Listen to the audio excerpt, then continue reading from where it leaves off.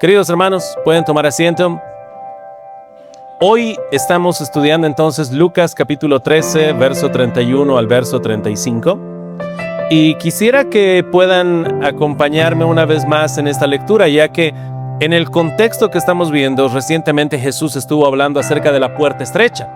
O sea, va a haber muchas personas en el día del juicio que van a creer que son salvos. Esto, hermanos, es algo muy trágico, ya que si tú y yo alguna vez hemos podido asistir a una fiesta, ¿no?, a un cumpleaños o a un matrimonio, ¿cuán trágico sería encontrar a alguien allí que es ajeno, no es invitado, que realmente tiene que ser sacado fuera? Uno diría, pastor, ¡qué vergüenza! Realmente, ¡qué vergüenza pública sería eso, en un matrimonio, en un cumpleaños! Pero si estamos hablando acerca del reino, que haya personas que miren a Cristo y le digan, Señor, Señor, y Jesús les diga, yo no los conozco, apartados de mí, hacedores de maldad. Y es en todo ese contexto que ahora entramos a este pasaje tan importante. Dice la palabra de Dios, verso 31, para que vean que estaba en ese contexto, ¿no?, de la predicación, aquel mismo día. O sea, en ese contexto de hablar de la puerta estrecha, aquel mismo día llegaron unos fariseos diciéndole, sal, vete de aquí porque Herodes te quiere matar. Ahora, no sabemos a ciencia cierta si este era un mensaje genuino de Herodes a través de los fariseos, o solamente eran los fariseos queriendo atemorizar a Cristo. Pero la respuesta de Cristo nos va a dar luz. Verso 32, y les dijo, id y decid a aquella zorra. Aquí hay alguna cuestión de decir, ¿por qué Jesús le llama zorra a Herodes? Pastor, esa no es una ofensa, no es un insulto. Es poco usual ver a Cristo usar ese tipo de lenguaje. Y tal vez nos está costando entender este tipo de figura alegórica, pero es como, sí es una palabra dura, no podemos negarla, pero tiene mucho significado de ironía y también con respecto a lo que es la cultura. Nosotros actualmente tenemos algunos dichos muy famosos, como por ejemplo, cría cuervos y te sacarán los... Ok. Si en algún contexto hubiera alguien tan ingrato que ha agarrado y ha tomado todas las posesiones de sus padres, les ha despojado de todo lo que les poseía a sus padres y han dejado a sus padres en la calle. Y tú miras y dices, ¿dónde está ese cuervo? Es ofensivo, pero es una ofensa, vamos a mencionar, de alta categoría. ¿Dónde está ese cuervo que le ha quitado todo a sus padres? De la misma manera, en la cultura judía había frases muy curiosas con respecto a las zorras. Se solía decir, es mejor ser cola de león que cabeza de zorro, porque el zorro era considerado un animal vil, astuto, manipulador, destructivo, pero con poco poder. No era un león.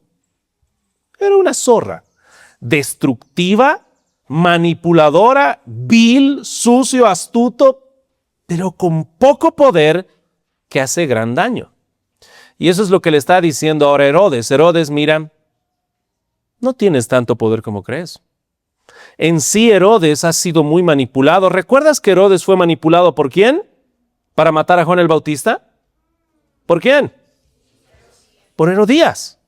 ¿Qué clase de hombre es ese que ahora su mujer, como si fuera un títere, le hace hacer lo que ella quiere?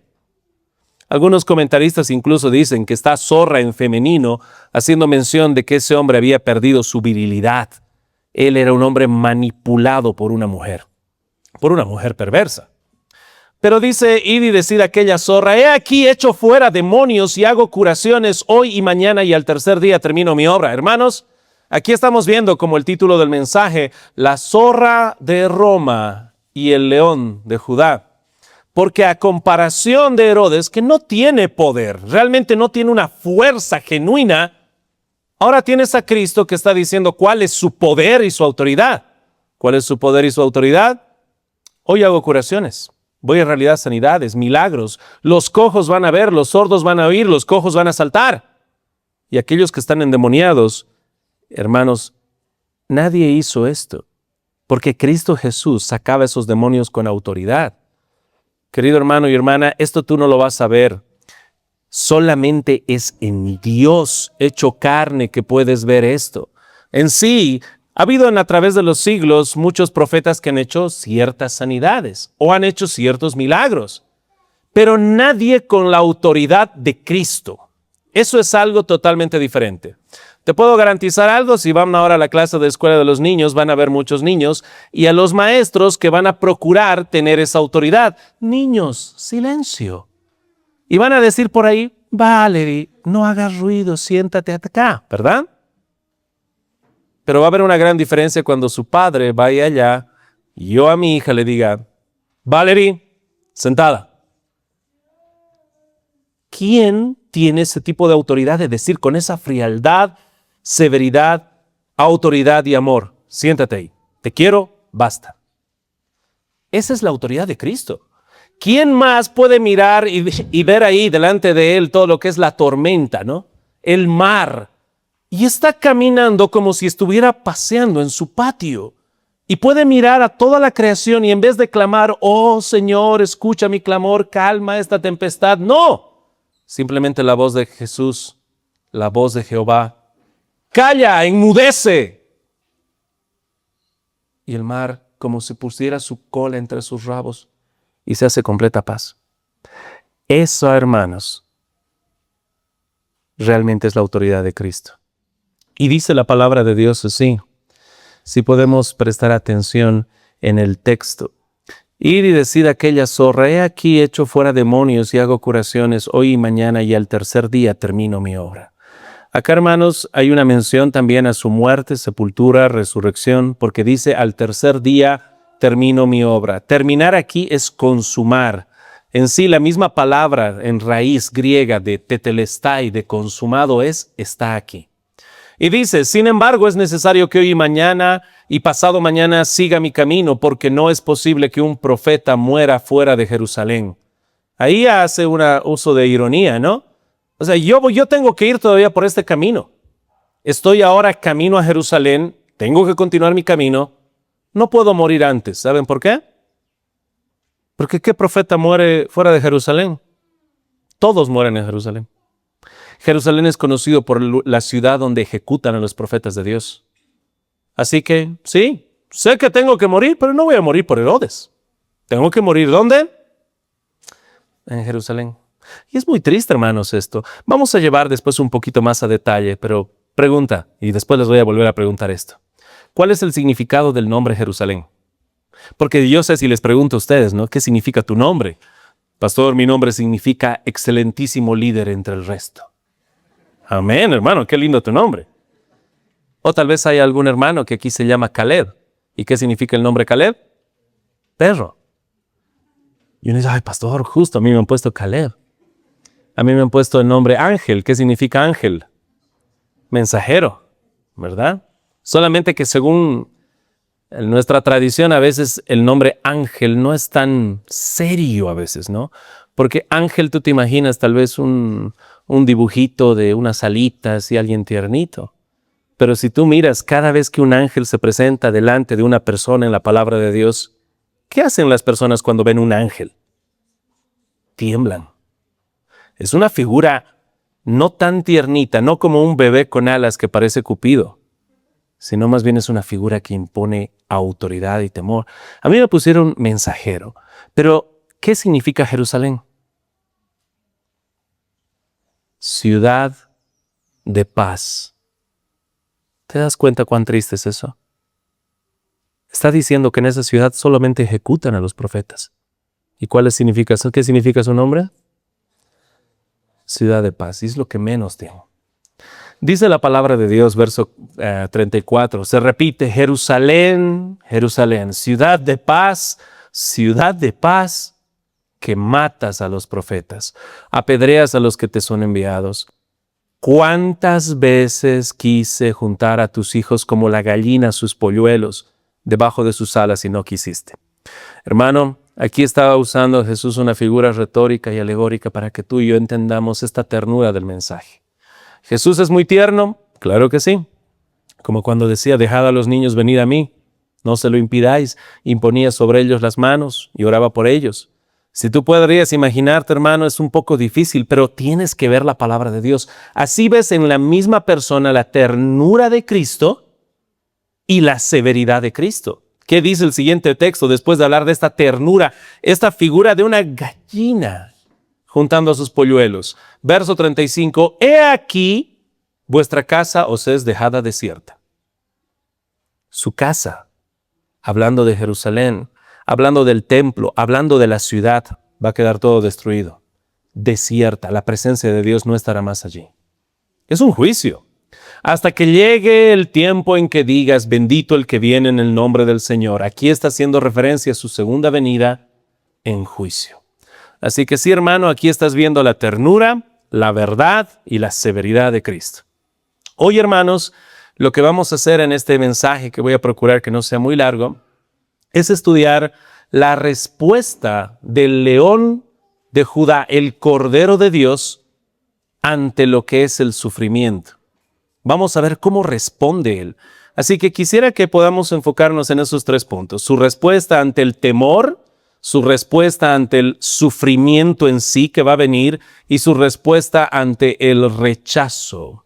Así que, hermanos, vamos a ir al primer punto, verso 31 y verso 32. Su respuesta ante el temor. Ya que aquí están viniendo los mensajeros que son fariseos a decirle, Herodes te quiere matar. Herodes te quiere matar. Y lo que están buscando aquí es atemorizar a Cristo para que pueda paralizar la obra. Pero Jesús responde con toda autoridad. Digan a esa zorra, yo voy a continuar mi obra, tengo que hacer estas sanidades, tengo que echar fuera demonios, hoy, mañana, pasado termino mi obra. No se paraliza la obra por temor. Pero hermanos, lo que ellos estaban buscando era paralizar esa obra a través del miedo, a través del terror. En sí, algo que me llama la atención mucho, hermanos, y quisiera que me acompañen en esto, es el contexto. Justamente sucede aquí en el capítulo 13. ¿Sabes qué dijo y qué estaba enseñando Jesús en el capítulo 12? Mira cuáles eran las palabras de Cristo en el capítulo 12. Capítulo 12, para que veas su contexto, capítulo 12, verso 4 al 6, dice la palabra de Dios así. Mas os digo, amigos míos, no temáis a los que matan el cuerpo, y después nada más pueden hacer. Pero os enseñaré a quién debéis temer. Temed a aquel que después de haber quitado la vida, tiene poder de echar en el infierno. Sí, os digo, a este temed. Hermanos, ahí te estaba enseñando Cristo, ¿no? Un capítulo atrás. No teman. A ver, díganme ustedes, ¿qué les pueden hacer estas autoridades? Bueno, máximo quitar la vida, ¿sí o no? ¿Qué más? Nada más. La gran pregunta es, ¿quién tiene el poder de darte un juicio que aparte de quitarte la vida, echa tu alma en el mismo infierno? Ese es Dios. A ese temed. Pero mira el contexto, si Jesús les está diciendo que no teman a estas autoridades, siguiente capítulo, fariseos vienen diciendo, Herodes te quiere matar. ¿Y qué hace Jesús? ¿Se aterroriza? ¿Teme? Vive lo que él estaba enseñando. Esto es algo, hermanos, que nosotros tenemos que analizar y ver, porque estamos muy habituados a personas que dicen y no hacen, que proclaman y no son. Y esto es algo que nosotros tenemos que trabajar constantemente. ¿Recuerdas esa anécdota que te conté cuando estaba recién casado? Mi esposa viendo la televisión y la señora ahí, una señora muy mayor, posiblemente sus 70 y algo, promocionando su libro de recetas bolivianas, todas las recetas bolivianas. Y mi esposa sentada al lado, Ángel, quiero comprarme ese libro. ¿Dónde van a vender? ¿Dónde van a vender? Y de repente el que estaba entrevistándola en la televisión la mira a esa tierna viejita con su recetario de todas las recetas bolivianas y le dice, señora, dígame, de todo ese recetario, ¿cuál es el plato que a usted mejor le sale? Y la viejita dijo, joven, yo solo recolecto recetas, no sé cocinar. ¿Qué hizo mi esposa? Ya no me compres nada. ¿Por qué dijo eso? Porque es alguien que registra lujo de detalles, pero no hace. Y mira ahora a Cristo cuán diferente es. No teman aquellos que pueden matar solamente el cuerpo. Y ahora llegan los emisarios de Herodes, ¿no? Herodes te quiere matar. Y ahora todos son mirando a Cristo. ¿Qué hará? Y Cristo mira. Digan a esa zorra. Hoy y mañana hago mi obra. Al tercer día la concluyo. Cristo está viviendo realmente lo que dice. Él no se está dejando amedrentar por el temor. Él ha dicho, no temáis, y Él avanza. Pero en el camino hay muchas voces que van a querer paralizarte por medio del temor. Incluso hasta algunos pueden decir, tal vez hasta estaba buscando el bien de Cristo. Hermanos, no. El camino de la obediencia está lleno de voces que quieren atemorizarte, así como a Cristo. Ese camino de obediencia está lleno de voces que incluso hasta parecen preocupadas por ti. No lo hagas. Pensa en tu futuro. Querido hermano y hermana, tu llamado es a obediencia a Cristo. Y saben, hermanos, algo que me llama la atención es que algo muy semejante pasó con Pedro. ¿Recuerdas con Pedro? Cuando Jesús dijo, ¿quién dice la gente que soy yo? Y Pedro se paró y dijo, tú eres el Cristo, el Hijo del Dios viviente, ¿verdad? Bienaventurado eres Pedro, porque esto no te lo reveló carne ni sangre, sino mi Padre que está en los cielos. ¿Y qué es lo siguiente que dijo Cristo? Que iba a ir a Jerusalén a padecer y morir. Y las palabras de Pedro fueron, ven aparte, Señor, ten compasión de ti, que eso no te suceda. ¿Y qué le dijo Cristo? Aléjate de mí, Satanás. Aléjate de mí, Satanás. Hermanos, esas voces que parece que hasta se interesan por ti, pero te guían fuera del camino de la obediencia, esas voces tienen que ser tapadas y calladas. No seas tolerante con ellas. No busques su compañía, no busques su consuelo.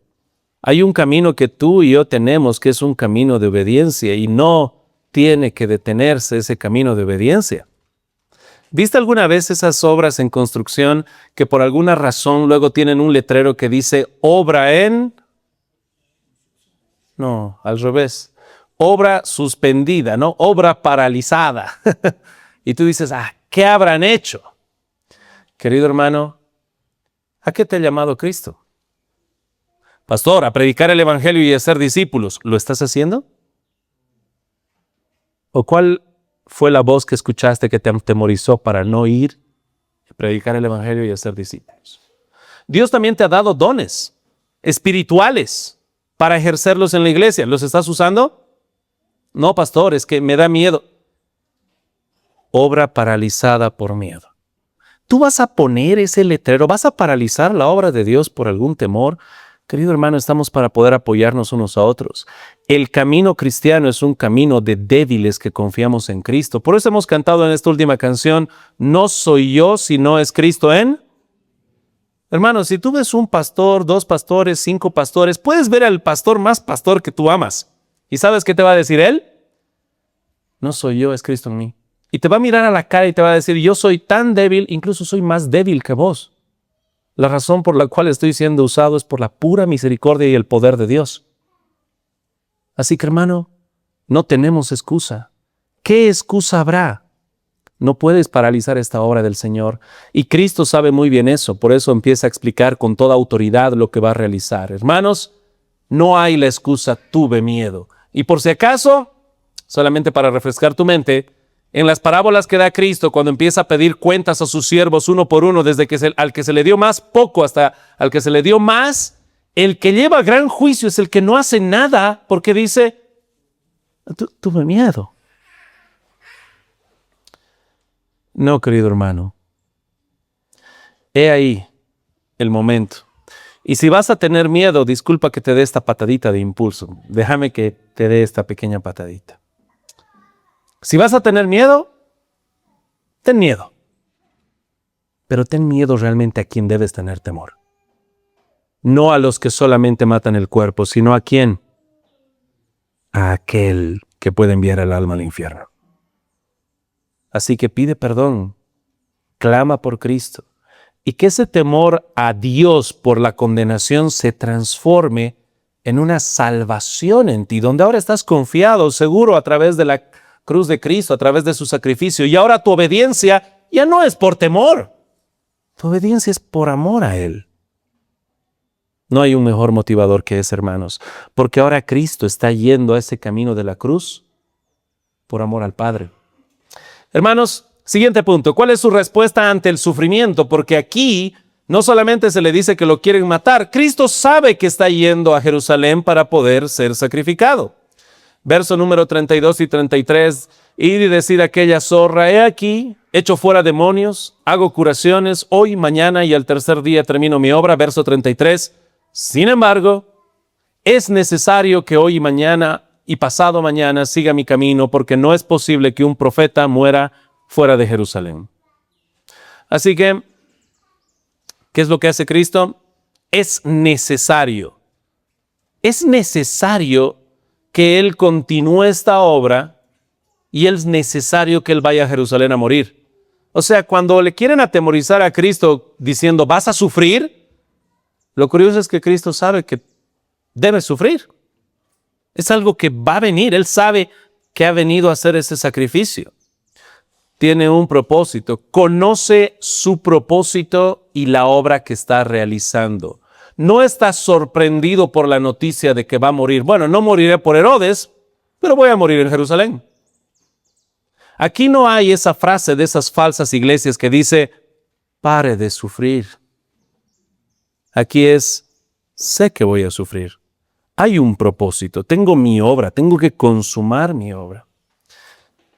Así que conoce su propósito, sabe que el sufrimiento es parte del propósito. Como te dije, al tercer día va a consumar lo que es esa obra. Y esta es una verdad, hermanos, que también en su contexto se han dado explicando. Cristo Jesús, en este contexto del pasaje, Él ha estado explicando, obviamente, que va a haber persecuciones. Va a haber persecuciones. En el capítulo 12 se explica bastante. Si tú quieres realmente seguir a Cristo, ¿qué se necesita? El que quiera seguir en pos de mí, ¿qué dice? Tome su cruz y sígame. ¿Cómo lo ilustro yo? Un día estaba yendo con unos hermanos y fuimos a un asilo. Y estábamos en el asilo y estaba hablando con algunos viejitos, muy viejitos. Y le estábamos predicando. Y hubo algo que me llenó de mucha tristeza. Terminando la visita, que uno no quiere que termine porque quiero quedarme todavía. Quiero verlos, quiero que esa emoción cuando me dicen, te voy a mostrar mis fotos, y me empiezan a mostrar sus fotos antiguas. Me gusta compartir, pero mi corazón se quebró totalmente cuando estaba saliendo del asilo y justo de la puerta de salida al lado había un cuarto con una puerta entreabierta. ¿Qué será? Debe ser un depósito. Y como el pastor Ángel es medio curiosito, metí mi cabeza, ¿qué será ahí? Era una habitación llena de ataúdes. Supongo que cuando tienes un asilo de más de 100 personas, ¿a quién le toca comprar al por mayor ese tipo de... ¿A quién le toca comprar al por mayor los ataúdes? ¿Saben, hermanos, lo que Cristo está diciendo? ¿Quieres seguir en pos de mí? Ten listo tu ataúd. Como si en la iglesia local tuviéramos otro lugar, ya está tu cajón listo ahí con tu nombre, hermano. ¿Realmente vas a ser miembro? Ahí está. Porque hay un precio a pagar. El mundo te va a aborrecer y estamos listos para que te ejecute. Eso significa, tratando de transferir un poco esa idea, cuando Cristo dice, el que quiera seguirme, tome su cruz, esté listo para sufrir. Hermanos, hay muchas cosas que tú y yo no tenemos que tener ese temor al sufrir. En sí, más bien debemos ser honestos. Querida hermana, ¿qué pasa si un día se acerca una jovencita y te dice, me quiero casar, pero tengo temor a tener hijos? ¿Voy a sufrir en el parto? ¿Qué le dices? No vas a sufrir, ¿le dices? No, ¿qué le dices? Es sincero. De la manera más tierna y cariñosa le dices, amorcito, te quiero mucho. Y tú eres tan flaquita, vas a sufrir más todavía. Pero ¿sabes qué? Hacelo, porque es tu llamado de Dios. Y tu alegría va a ser más grande que tu sufrimiento.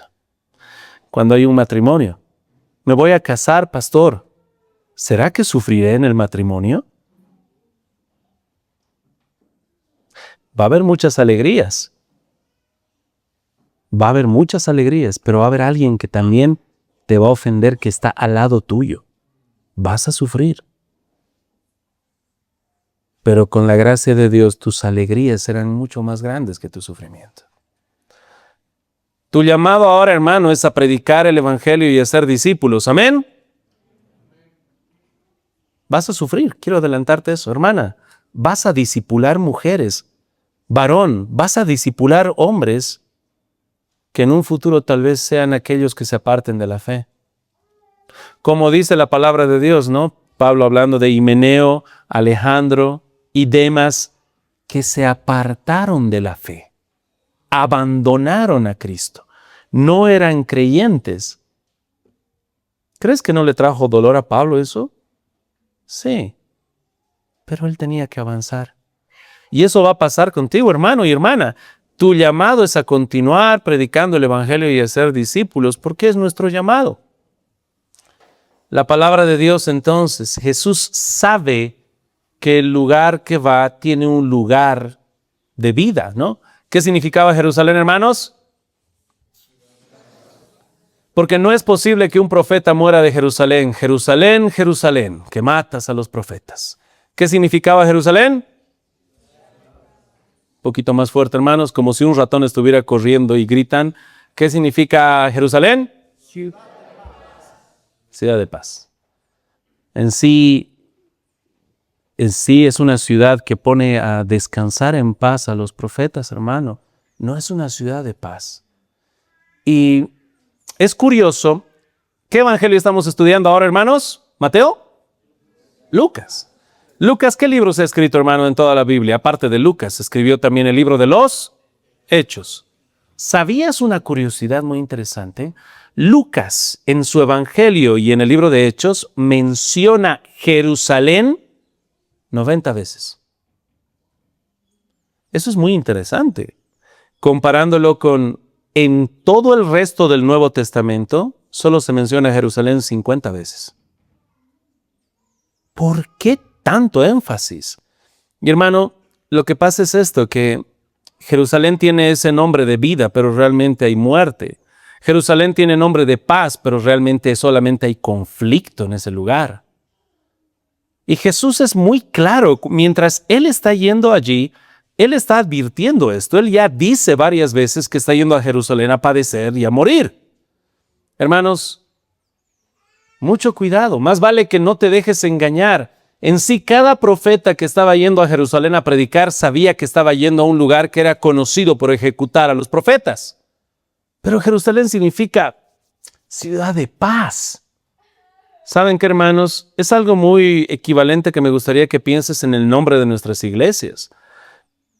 En la iglesia bautista reformada Sola Gracia, cuando llega una visita, ¿encuentra gracia?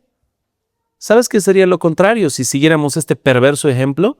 Que la iglesia bautista reformada Sola Gracia sea un lugar de legalismo, no gracia. O la iglesia Gracia y Verdad, que las personas visitan y ¿qué encuentran? No encuentran gracia. Juicio despiadado y no en base a la verdad, en base a la mentira. Y eso tal vez has visto algunas veces tú. Yo tristemente me toca pasar cerca de la casa de mis papás muchas veces y hay una iglesia en plena construcción y cada vez que paso yo veía en construcción y han pasado 10 años y sigue en construcción hasta que un día me tocó hablar con un vecino y le pregunté, ¿y tú conoces esa iglesia? ¿Fuiste alguna vez? Y me dijo, no la conozco, no soy cristiano, pero sé que cada vez se pelean, se dividen y por eso nunca terminan su iglesia. A mí me dolió el corazón. ¿Cómo puede ser que este inconverso mira, ve a medias y sabe que cada vez se pelean y se dividen? ¿Sabes cómo se llama la iglesia? Dios es amor. Que el Señor nos guarde, hermanos, porque nuestras iglesias corren ese mismo peligro de Jerusalén, o Dios es amor, o gracia y verdad, o sola gracia. Pero Jesús ya sabe que tiene que ir a padecer allá. Jesús sabe que es una ciudad de ejecución. Pero hermanos, Dios es paciente. Dios es misericordioso. Cuando Él está hablando todo esto que dice Jerusalén, Jerusalén, que matas a los profetas, apedreas a los que te son enviados, ¿cuántas veces quise juntar a tus hijos como la gallina a sus polluelos? Hermano, ¿cuál es la respuesta de Dios o de Cristo ahora, de León ante el rechazo? ¿Sabes cuál es la respuesta? Un mensaje lleno de ternura, de verdad y de severidad. ¿Por qué? Porque uno se pone a pensar, ¿cómo es que en esta ciudad ejecutan profetas? Y si nosotros hacemos memoria, decimos, pastor, ahora que recuerdo, uno de los libros más largos en toda la Biblia, incluso en el Antiguo Testamento, es el libro de Isaías. ¿Cuántos capítulos tiene Isaías, hermano? Yo sé que sabe. 66. Y vas a ver mucho juicio, mucha profecía de juicio. Lo que tal vez no nos ponemos a pensar es en cuánto tiempo estuvo Isaías en su ministerio. Su ministerio duró, hermanos, 60 años. ¿Quién tiene acá 60 años, hermano? Por favor, levante la mano y bájela con toda ternura. ¿No? ¿60 clavados alguien? ¿No? ¿Nadie? 60 y algo. Ahí tienen, hermano. Jonás, 60 y algo. Un poquito más. O sea, hermano, estamos hablando prácticamente de alguien de 60 años, desde que nació hasta ahorita, y el profeta seguía predicando y seguía predicando y seguía predicando, y seguían rechazando y seguían rechazando. ¿Qué nos muestra eso? La gran ternura, insistencia y amor de Dios. Tanto insistía, y mandaba a otro profeta y lo ejecutaban, y Dios siempre lleno de paciencia. Hay una paciencia misericordiosa donde espera. Y así como ha esperado 60 años, y así como ha esperado al reino del norte, enviando mensajeros, 205 años enviando, pero llega un momento en el cual Dios dice con toda esa ternura y ese amor y esa insistencia, basta. Hasta aquí llegó. Ahora viene el tiempo de juicio. Y llega ese tiempo de juicio y hermanos, ahí es donde uno empieza a decir, Señor, ¿por qué no esperaste un poco más? Porque realmente el juicio es terrible. Así que, hermanos, Cristo está mostrando aquí toda esta ternura, esta misericordia, esta paciencia de Dios, pero al mismo tiempo tiene que predicar lo que es la verdad. Jesús, hermanos, cuando está mostrando esta ilustración, quiere que visualicemos esto, ¿no? Dice, ¿cuántas veces quise juntar a tus hijos como la gallina a sus polluelos debajo de sus alas? ¿Alguno de ustedes, hermano, en su casa tiene gallinitas? En la casa de mis papás, gracias a Dios, tenemos gallinitas. Y de verdad es muy bonito a veces estar ahí y mirarlas. Y de repente sucede que mi hija un día me dice, papá, quiero agarrar un pollito bebé, ¿no? Y yo estoy en el trabajo de realizar la cacería, ¿no? Con mi artefacto y un palito y una cuerdita y demás. ¿Sabes qué es muy tierno? Cómo viene la gallina y empieza a cubrir con sus alas a sus polluelos. Y tú miras eso y yo de verdad veía eso. Y había momentos en los cuales quería llorar porque decía, eso refleja cómo nosotros deberíamos buscar a nuestro Señor. Cómo puede estar cayéndose todo, el perro ladrando ahí en la sierra, la abuelita afilando el cuchillo, pero el polluelo está ahí feliz mientras está cubriéndole las alas. ¿Y sabes qué? Esa figura tan tierna es la que Cristo está mostrando. Hermanos, no se olviden que cuando nosotros predicamos el Evangelio, tiene que ir acompañada esa ternura de la verdad y la severidad. Ese patrón lo vas a ver constantemente en las Escrituras. Déjame leerte un versículo, a ver, tú me dices dónde lo escuchaste. Dice así la palabra de Dios, esta es una profecía de juicio. Es muy dura, hermanos, por si acaso aquellos que son un poco sensibles, prepárense para que su corazón sea un poquito más llevado a la madurez. Dice el verso 9, que no les voy a decir todavía de qué libro. En el juicio de Dios dice así, y les haré comer la carne de sus hijos y la carne de sus hijas, y cada uno comerá la carne de su amigo, en el asedio, en el apuro con que los estrecharán sus enemigos y los que buscan sus vidas. Parte del juicio de Dios, hermano, no es que tú vas a comer perros o gatos o culebras o ratas. Llega el hambre tal que Dios dice, van a comerse a sus hijos y a sus hijas. Y uno dice, pastor, ¿qué juicio más terrible? Eso es un juicio horrendo.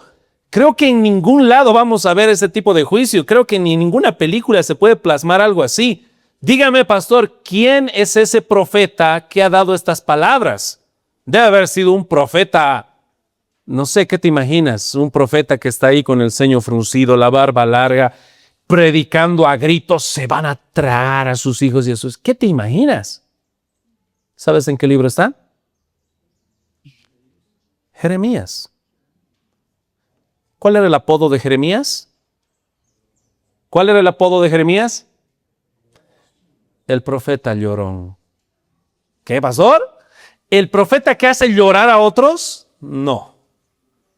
El profeta llorón.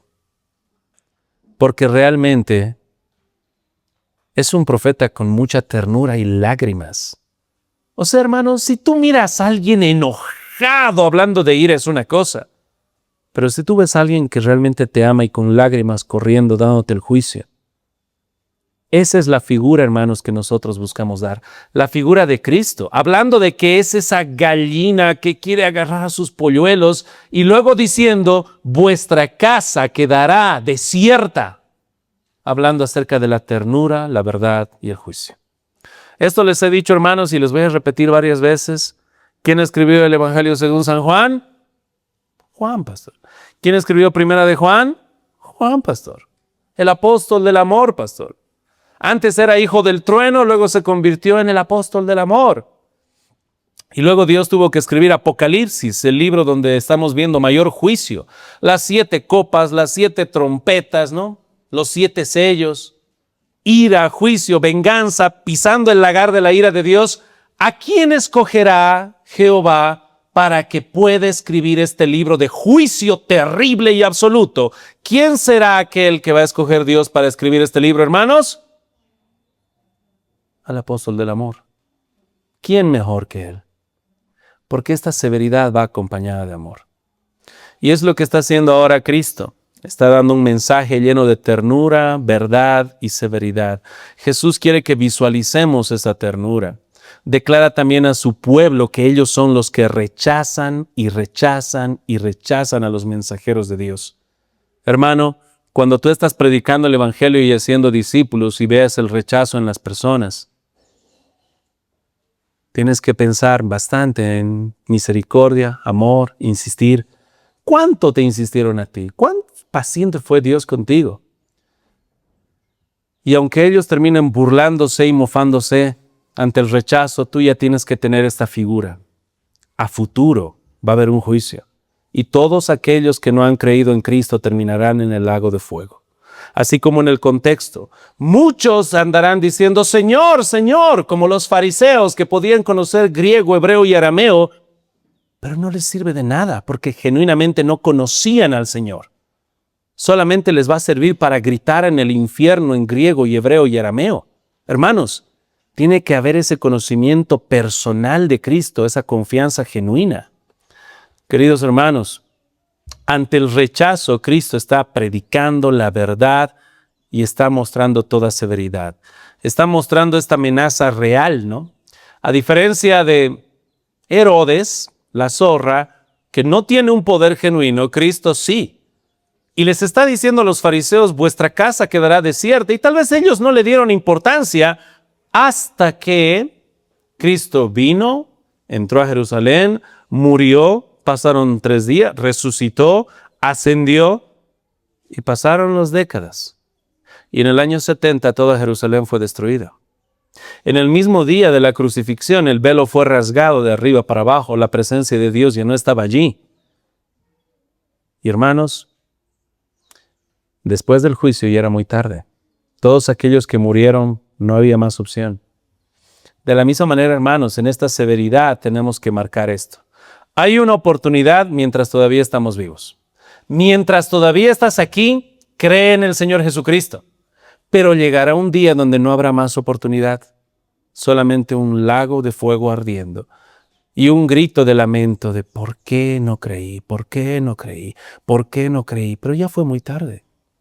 Y para todos aquellos que se crean lo suficientemente astutos, como una zorra, y quisieran decir, no, pastor, yo voy a disfrutar del mundo unos años más y luego creeré. Solamente déjame recordarte a ti, ¿podrá el hombre engañar a Dios? ¿Podrás tú ser más astuto que Dios y decir, al final, antes de morir, me arrepentiré? Déjame recordarte algo. En el libro de Hechos y en el Nuevo Testamento se repite varias veces que la fe y el arrepentimiento es un don de Dios. Dios regala ese don. ¿Qué te garantiza que Dios te va a regalar ese don? Cree, hermano, lo antes posible. ¿Escuchaste el Evangelio? Señor, transforma este corazón, ten misericordia de mí. Porque aquí, hermanos, hay una verdadera amenaza que se cumplió y todavía falta cumplirse. Todos los juicios perversos que ves en el Antiguo Testamento, que tú dices, pastor, estos juicios terribles que vienen de un Dios justo, son grandemente terribles, pastor. Son solamente una sombra de lo que va a ser el lago de fuego. Así que, hermanos, quisiera que podamos meditar un poquito en lo que Cristo estaba diciendo, ¿no? Vuestra casa os es dejada desierta. Os digo que no me veréis hasta que llegue el tiempo en que digáis, bendito el que viene en el nombre del Señor. Aquí no solamente es una mención a su entrada triunfal en Jerusalén, sino a su retorno glorioso, que Cristo Jesús puede venir en cualquier momento para juzgar a los vivos y a los muertos. Es una realidad el retorno inminente de Cristo. Y solamente déjame decirte una última curiosidad antes de que estemos terminando. Hermanos, pregunta para todos ustedes. En el libro de Lucas también, Jesús va a estar mencionando algo en el capítulo 11, verso 49, si pueden acompañarme. Lucas 11:49. Por eso, su sabiduría de Dios también les dijo, les enviaré profetas y apóstoles, y de ellos a unos matarán, a otros perseguirán, para que se demande de esta generación la sangre de todos los profetas que se ha derramado desde la fundación del mundo. Verso 51. Desde la sangre de Abel hasta la sangre de Zacarías, que murió entre el altar y el templo. Sí, os digo que será demandada de esta generación. Queridos hermanos, para todos aquellos amigos que no son creyentes, solamente recordarles, esto que está diciendo Cristo es muy importante. Está diciendo, todos aquellos que están rechazando el mensaje van a recibir un juicio, porque este rechazo desde Abel hasta Zacarías es el mismo rechazo que tienen ustedes. Y va a ser demandada esa sangre. Cuando rechazas a un mensajero de Dios, rechazas a Dios mismo. ¿Sabes lo que significa el nombre de Zacarías? Si alguna vez un día quieres ponerle a tu hijo nombre Zacarías, que es un nombre muy bonito. Zacarías se lo conoce como el último de los profetas que murió en el Antiguo Testamento. Por eso dice, desde Abel hasta Zacarías. La gran pregunta es, ¿qué significa Zacarías, que fue el último profeta que murió en el Antiguo Testamento? El nombre de Zacarías tiene un significado que en su contexto es muy terrible. Significa Jehová recuerda. Ahora dime tú, eso de Jehová recuerda tiene esa dualidad, ¿no? Imagínate que un día estás tú con un hermano en Cristo y resulta que se le pinchó la llanta, ¿no? De su bicicleta, de su automóvil o de su motocicleta, y tú paras y le dices, ¿en qué te puedo ayudar? Y le ayudas, pasan 2 horas, lo despachas bien, y se está yendo y te dice, me voy a acordar de lo que has hecho hoy día por mí. Y tú te vas, no necesitas acordarte, que el Señor te bendiga. Y Él dice, no, esto me voy a acordar. Pero también tiene otra implicancia. ¿Qué pasa si eres Tú, no solamente alguien que lo ha visto con la llanta pinchada y no le ha ayudado, eres tú el que le ha hecho ese daño por envidia. Y todo ha salido a luz y él te mira y te dice, me voy a acordar de esto. ¿Qué pasa ahora cuando el nombre del profeta asesinado, un profeta que Dios ama, y ve ahí su sangre derramada? Su nombre es de juicio. Jehová recuerda. Esto no se va a olvidar. Va a ser juicio. Queridos hermanos, nuestro llamado ahora es a correr a Cristo, deleitarnos en Cristo, crecer en Cristo. Pero si hay alguien que no ha creído en Cristo Jesús, le espera un juicio terrible. Pero para todos aquellos que han creído en Cristo Jesús y dicen, pastor, yo ya creí, no estoy en el grupo de los condenados, yo soy salvo. Quisiera decirte, genuinamente, hermano, recuerda el contexto, que muchos dirán en ese día, Señor, Señor, así que no me digas, no uses tu garganta para decir, pastor, yo sé. No, ¿qué estás haciendo? Como decía Pablo, cada uno examínese a sí mismo. ¿Estás haciendo, estás viviendo, estás creciendo o eres un hacedor de maldad? Pero si eres creyente, hermano, pues adelanten a continuar en el camino de la obediencia. Habrá voces que te quieran aterrorizar, pero sigue el ejemplo de Cristo, cumple tu propósito y te espera obviamente la gloria eterna. Para todos aquellos que no son creyentes, corran. Hay un Dios tierno que los está llamando como una gallina a sus polluelos. Vengan, arrepiéntanse y hallarán vida. Vamos a ponernos en pie, hermanos. Vamos a orar.